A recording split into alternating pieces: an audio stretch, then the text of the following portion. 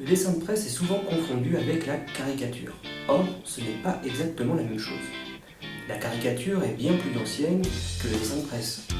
On a déjà des traces de caricature dans l'Antiquité égyptienne, dans l'Antiquité grecque, dans l'Antiquité romaine, mais elle s'est beaucoup développée avec les réformes religieuses du XVIe siècle et l'invention de l'imprimerie qui ont permis une diffusion beaucoup plus large, beaucoup plus rapide et en fait une puissante arme psychologique. Pourquoi ?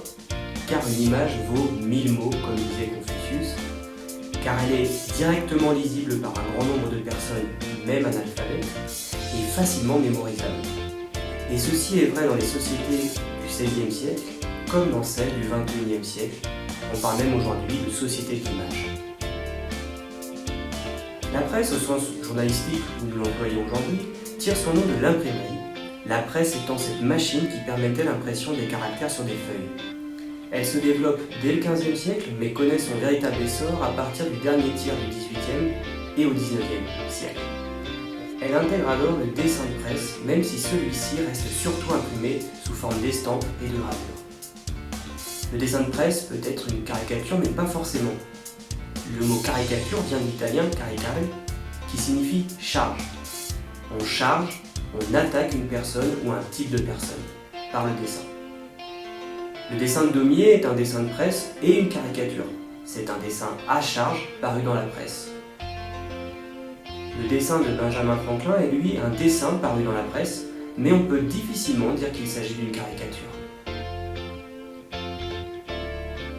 Le dessinateur de presse est donc à la fois un artiste et un journaliste, qui produit pour la presse des représentations dessinées qui décrivent l'actualité et invitent à la réflexion. Il peut dessiner des croquis d'audience lors de procès, des reportages dessinés ou des caricatures par exemple. Ces dernières peuvent être comiques, car le dessinateur qui utilise la caricature peut vouloir chercher à faire rire ou sourire le lecteur, mais l'aspect humoristique n'est pas systématique. Le dessinateur cherchant avant tout à faire réagir son lecteur, le déranger, l'inviter au débat, par le biais d'un langage visuel ultra synthétique et percutant. La caricature s'y prête particulièrement. Il s'agit donc d'un discours visuel, d'un point de vue sur l'actualité. Le dessin de presse n'est pas un article de journal recherchant l'objectivité ou la neutralité. Arme du combat politique et de débat démocratique en France, le dessin de presse est donc une illustration de la liberté d'expression qui est garantie par l'article 11 de la Déclaration des droits de l'homme et du citoyen de 1789.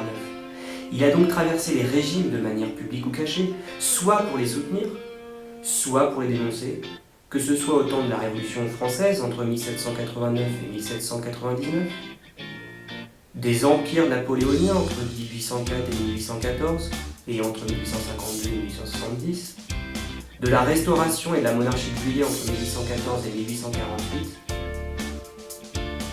ou au temps de toutes les républiques, en temps de paix comme en temps de guerre.